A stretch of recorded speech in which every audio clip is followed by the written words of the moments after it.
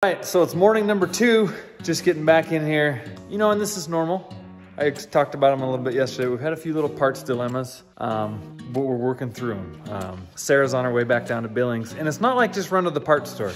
In where we live in Montana, it's a 300-mile round trip to go get parts. So I may have mentioned, but they left my my rocker arms out of my overhaul kit, and so they're like, yeah, they're down here. Well, we'll freight them up for free. And I'm like, well, I appreciate that, but we're on a time crunch. So if we don't get them overnight by tomorrow, which about half the time it seems like overnight doesn't show up overnight, we'd really be in a bind. So we decided to just go ahead and make the, bless Sarah's heart for doing that, by the way. Sarah, you're the best. Anyway, so we're working through that. I think we're keeping on track. Oh, the one thing we're checking, and this is a Series 60 thing, that if I didn't mention this, it surely would have come up in the comments. The Series 60 has a bull gear issue. Basically, it's this giant gear in the middle of the front cover that ties into everything. And the bearing and that bull gear can go out. And when it does, that bull gear will and more or less wreck everything. I don't quite understand it all, but I've heard stories on the forums about pure entire engine annihilation. So we're gonna pop the cover. This engine, like I say, it's virgin. It's a 99. It doesn't have a ton of miles, so I'm hopeful that the bull gear is gonna be tight. But with these Series 60s, it's something that every few 100,000 miles you definitely wanna just be aware of.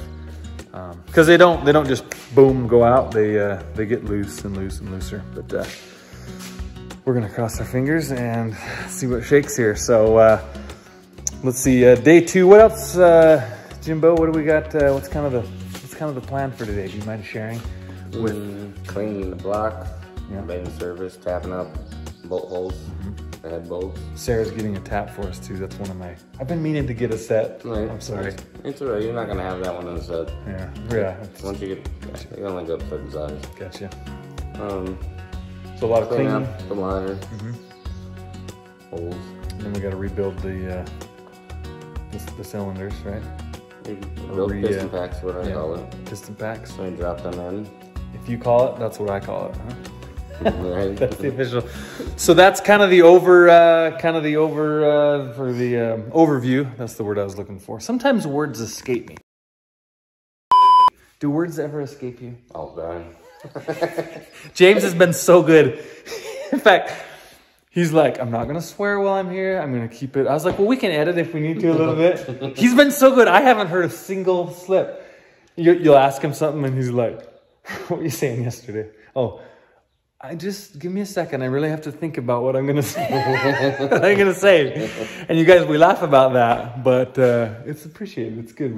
We keep it clean on the old channel. So trying to. Yeah, no, you're doing great, man. So any of you out there that are being loose with your language, tighten it up, because if James can do it, you can do it. Definitely. However, that does not apply to what we're doing today. If James can do it, I can do it. That doesn't quite translate to motor work, but with with language, we'll go with it. Oh, what a deal, what a deal. Hey guys, it's Jax, and I've got a problem.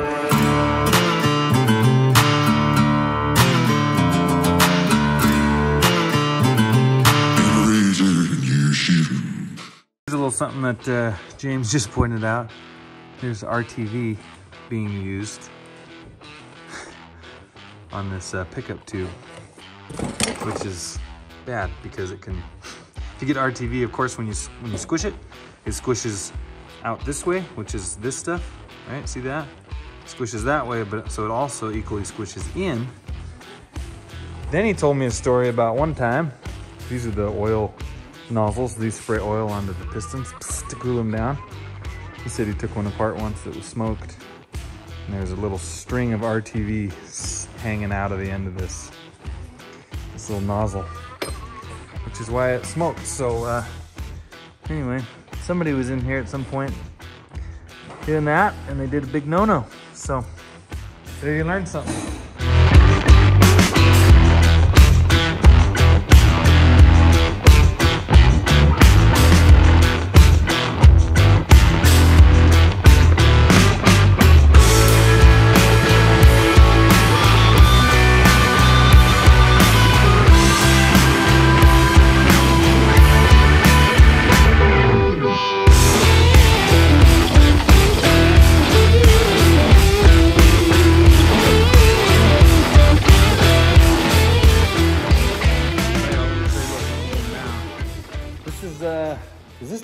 ones do it this way too?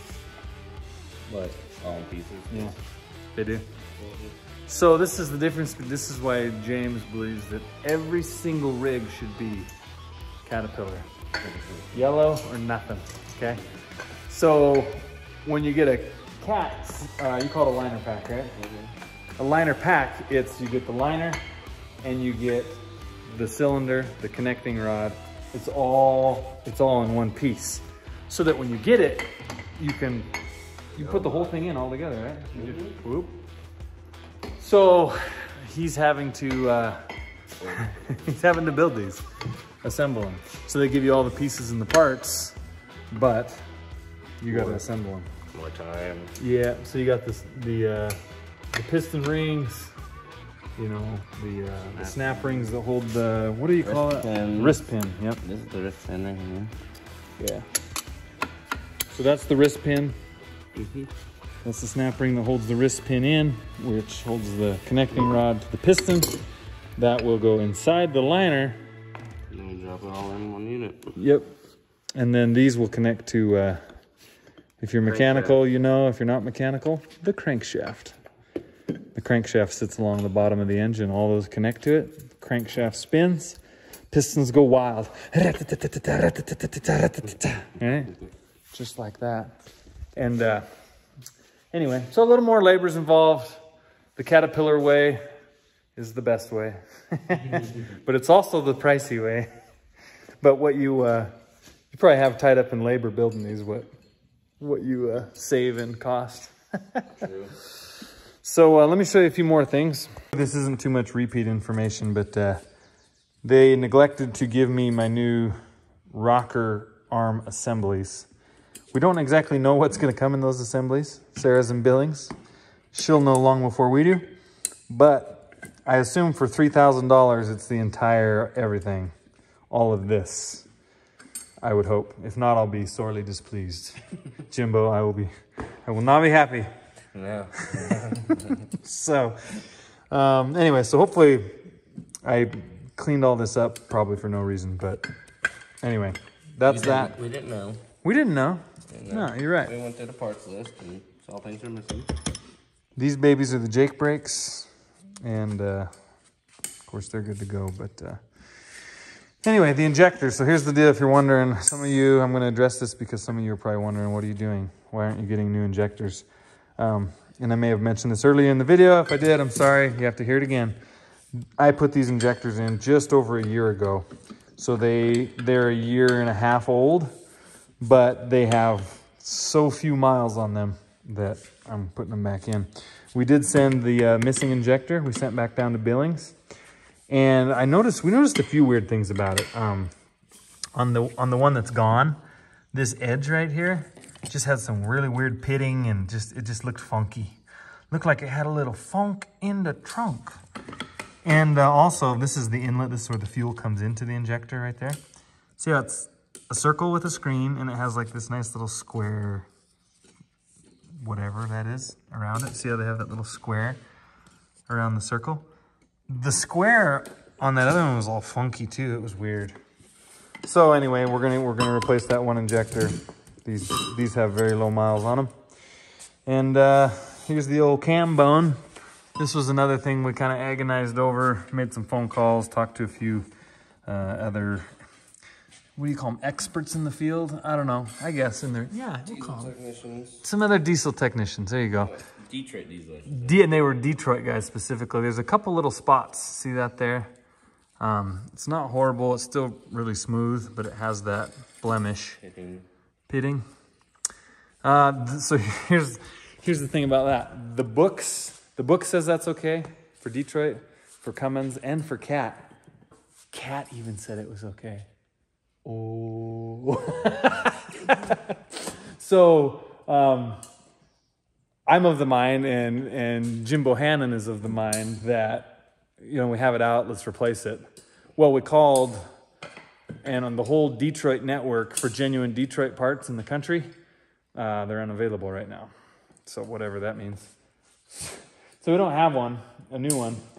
I could put an aftermarket one in, get it overnight freighted, but I don't have enough experience with aftermarket companies to know Is a genuine Detroit with a few blemishes better than a brand new aftermarket one? It's a total guessing game, right? Right. So some aftermarket stuff's great, rock and roll. I'm going to show you guys a little later some aftermarket products that I love, but that's coming later. Anyway, so this camshaft's going to go back in. We will be getting new rollers, so the rollers will be fresh and beautiful. And the other technicians who work on a lot of Detroits said that amount of blemish is it's very common. It would be weird to pull one out and not see some of that. So anyway, we're rocking and rolling. Look at this. Look at this guy. As I've been yakking, Jimmy's been packing. Oh, did you get that little play on words, everybody? Oh, yeah, even got a smile. Heck yeah. So anyway, Sarah will bring some of our other parts back. We'll get some O-rings together. We'll get some things done. Bing, bang, and the boom. And we'll keep rocking. They did update the slide.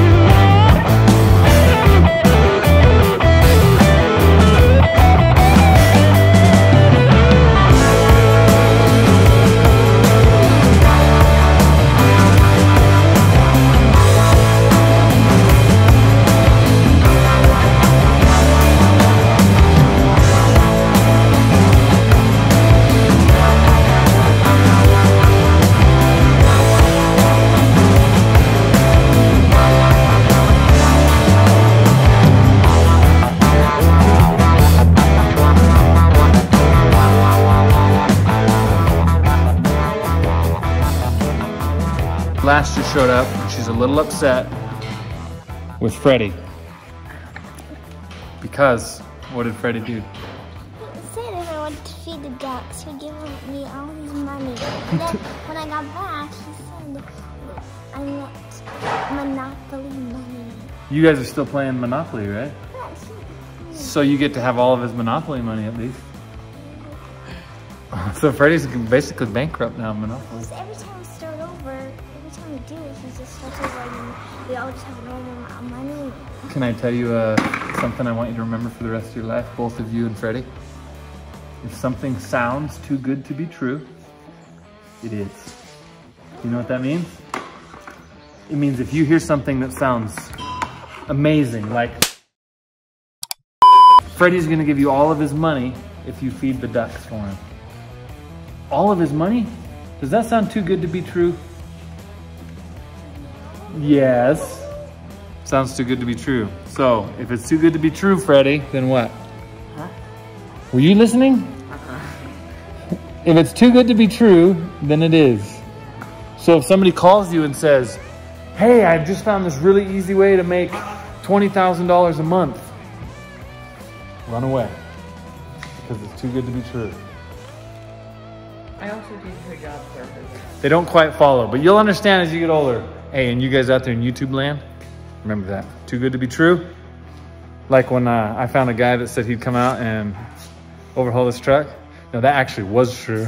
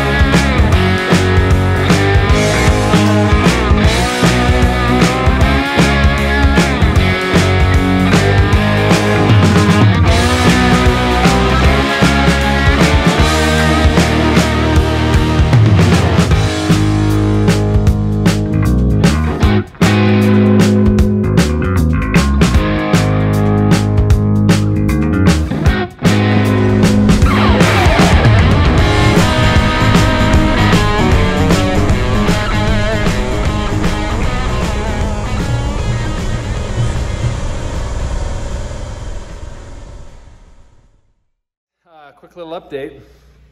Master Jim, the man of many names. Master Jim, it was funny because last night I asked him, I was like, I'm going to stay. He'd done all this heavy lifting. I said, I'm going to stay and just clean some parts and do a few things. And I said, you want me to clean the block? And he's like, basically nicely was trying to tell me like, nope, that's mine. That's mine. So now I'm going to get the camera going and I'm going to show you why it's important for this guy to be the block inspector and not me, because there's two major things that he's found that I would not have in 1,000 years. So check this out. So this is in the number 2 hole. It's gonna be hard to show. It's on that flat face there, right? Yeah, there you go. You guys see that little line that goes, yep, now they can follow it. That is a slight bit of electrolysis in this, just in this one particular hole. Now, electrolysis is when, I'm gonna actually let James explain it. When the truck's trying to find ground through the cooling system. Okay. A lot of people mess up and add lights to their trucks and attach a ground wire for their lights right to the radiator, which is a big no-no. And I had no idea. Yeah, I didn't know this. Asking for trouble. So it sends current, it sends an amount of current through your coolant, and then it kind of grounds out through the block. Right, which creates little air pockets, air bubbles to go around, and when they explode through the heat, it takes a piece of metal with it. And over time, it's like a little worm going through it. It'll actually have coolant go into the liner and hydrolock the cylinder. It can do that. It can be that bad, huh? Oh, yeah. So another thing from electrolysis, if it was, the rest of this appears to be fine so far, but were it the extreme case, the block would be shot if it had electrolysis all throughout all the wall. It wouldn't be shot, it'd just be a lot of machining. A lot of machining. They have ways to cut that all out and press a new sleeve in. But gotcha. So right now your plan is, shine that light back in there. We've got some Belzona, and the plan right now is that we're going to smear, basically clean and coat that with Belzona, which is like, it's like JB Weld on maximum steroids. And then James is going to refinish that and get her bubbled out. There's one other thing you said you found in here that was a little looks like there's interesting some, that a lot of people are guilty of. Stop leak was put in here because I think I knocked most of it down. There's some right there. Pull it. Can you pull a piece of it out? I don't think so. Maybe. Okay, right there. See that, guys? That is when you go to the truck stop counter or whatever. You see radiator stop leak. You know, you put that in your radiator to stop a leak, and in a pinch, I mean, it does stop a leak. Yeah, it'll stop a leak and stop a lot of other things you don't want it to stop. But it can stop flow through your passages, right? So it's kind of one of those dangerous things. I'll tell you a tip that I learned from an old-time mechanic way back in the day, and some of you are going to laugh because you may have forgotten this. He told me to carry around just a thing of pepper, like seasoning pepper, like ground pepper.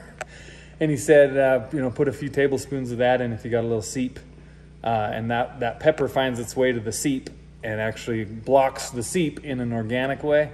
He goes, that way, you know, it cleans out, flushes out, eventually will degrade and the leak will reappear. But anyway, so 2 little things we found there. So we're gonna get this Belzona mixed up and see if we can get this refinished and ready for a liner here a little later. Well, we're not in the shop, are we? We are not in the shop, James. No, we are not. We are not even close to the shop. We are in, I'm gonna give you some clues. We're in, we borrowed Rooster's pickup. That is a flatbed trailer behind us. We are on our way. Where are we going? Okay, here's the story. Ready for this? This is just life as we know it, all right?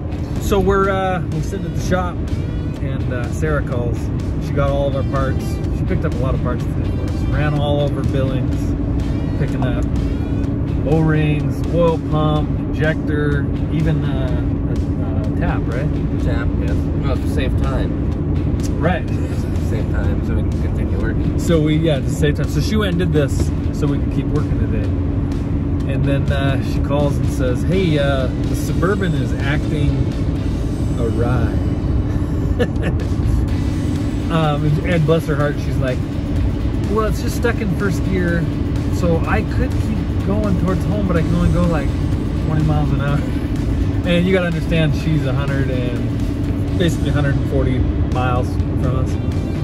So we're like, oh no, hang tight. And we hooked on the old trailer, and we got the pickup, and we got a come along, and we got what else? We get some chains showing up.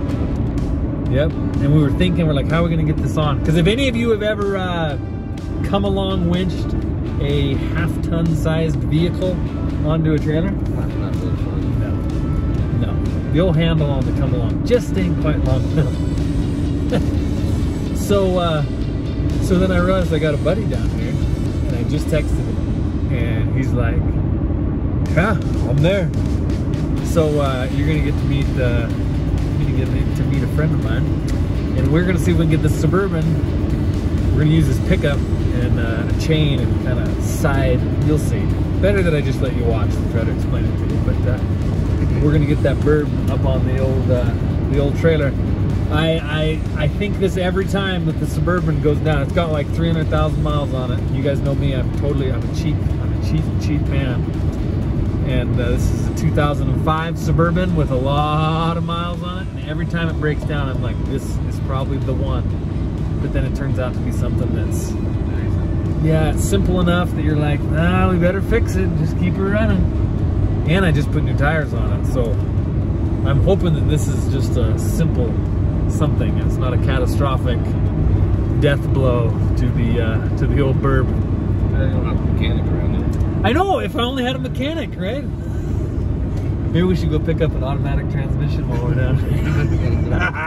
I will never let you go home. It's like, nah, just stay another week. Let's just extend it. Let's just extend. Sarah will be like, okay, we do have to go back someday. So anyway, that's what's going on, guys. We're about 30 minutes away. We're just high flying down the road. We'll get her. So we're gonna load our parts onto the back of the trailer because our parts are part of the Suburban. So anyway, we'll see how this goes. You know what I might need to just do is just call Heavy D. That's what I should have done. I said I got a recovery situation and not told him what it was, just brought him up and then said, here it is. I need this brought back to the ranch. So, all right, let's see what shakes.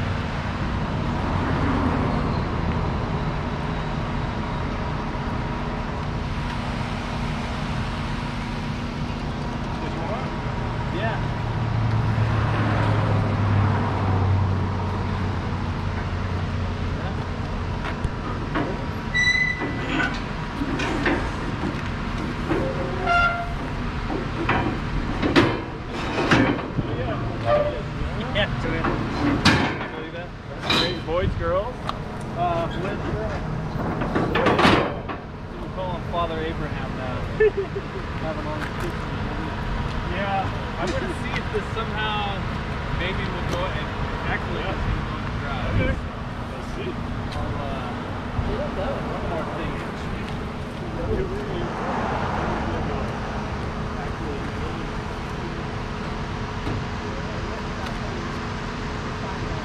Aren't so strong.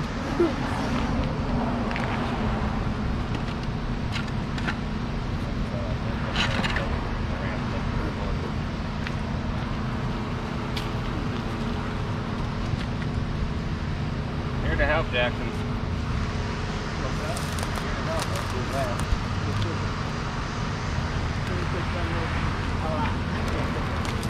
You've done this a lot, you think?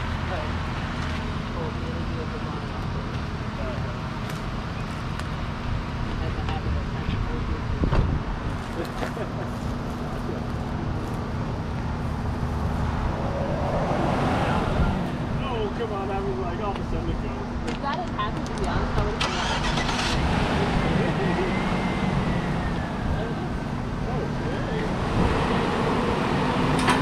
All right, so here we are.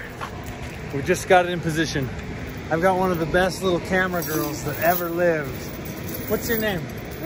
Brinley. Yeah. She's really pulling through for us with the GoPro, so I'm pretty stoked about that. So we got the Suburban, got Jimbo's rigging the chains. Got an old high school friend who happened to live down here, who he was kind enough to bring his pickup down, and we're gonna just pull it diagonal right up onto the trailer rather than me out here trying to winch it in the sunshine. So see how it goes. Now you might get a full-time camera job.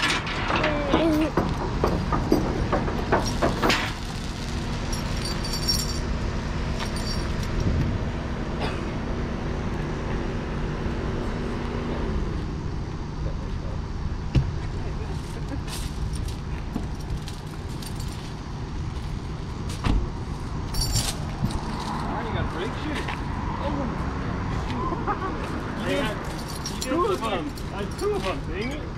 These are like 80 bucks a piece. Oh, no way. Now I have one. What were you working on? It's a boat trailer. Still doing some... Dang it. No, I didn't do it. I had someone do it for me. Is that gonna be good there? Yeah, we'll just we can't hurt that fender any worse than it is. So Okay. I think if you just Do you want me to? just go easy forward. No. And Brinley, stand back just a little in case that chain pops.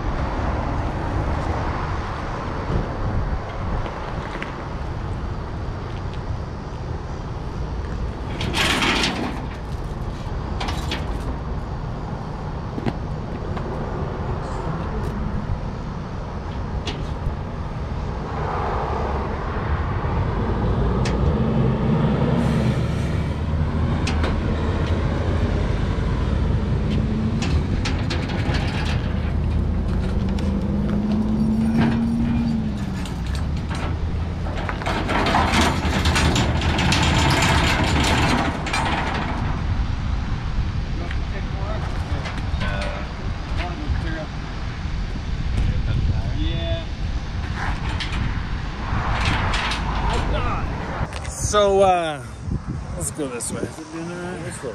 So I got really lucky, you guys, and I had this come this way. Oh, this way.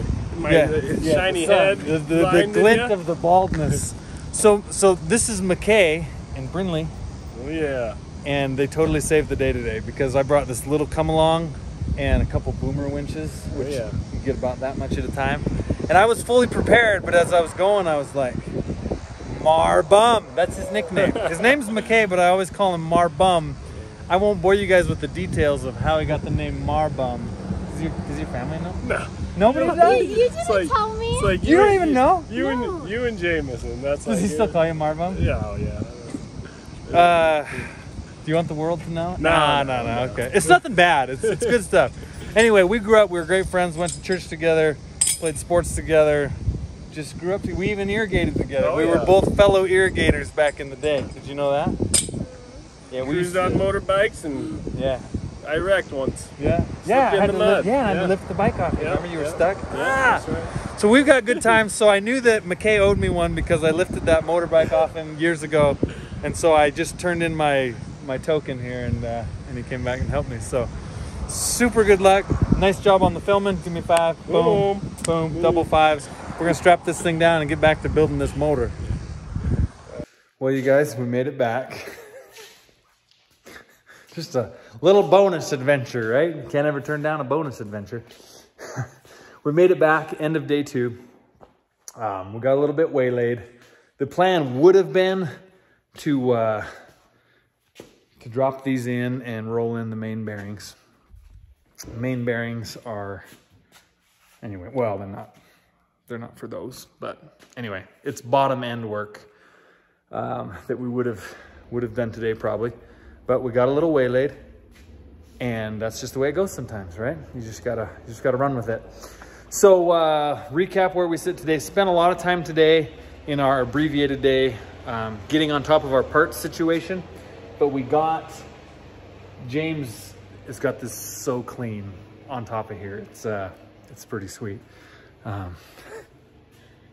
He's very particular about cleaning that block, which is good. That's what you want. I mean, you want that in an engine builder. You don't want someone that's just, that's good enough, slap it together and go.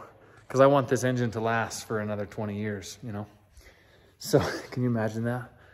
2042 old Jack's out there. They'll be like, when did you build that motor? Because in 20 years, I'll be 56, which is old enough to talk like that. Oh my goodness. Anyway, so did a lot of cleaning. Big thing was that we got on top of the part situation. I'll show you a couple more things here. The new oil pump there, that'll have to be assembled. We got our rocker kit, which I was a little disappointed with, but this seems to be the Detroit way. We got the kit to overhaul those, and that kit comes in this box.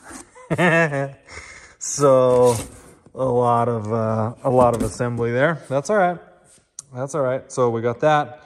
We got our new injector. Check it out. And this was what I was talking about. This edge right here on that old injector was so hammered.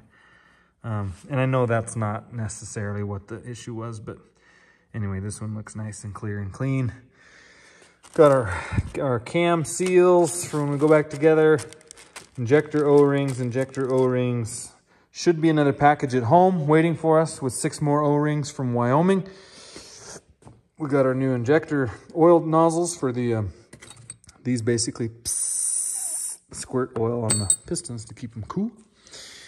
And so tomorrow we're gonna drop those babies in the motor, get them fastened and attached to the old crank. We'll get these rebuilt. Probably get the headset on too, I would imagine. So tomorrow's gonna be a big day and a good day. We're just gonna be set to just have a nice work day. And then I think tomorrow we're gonna go try to go up to the mountains for a little bit. Take James and Sarah and show them a little Montana. So anyway, you guys, that's it. I can't think of anything else that I'm missing. It's my last opportunity because I can only go on so long on a video, and that's that. See you tomorrow.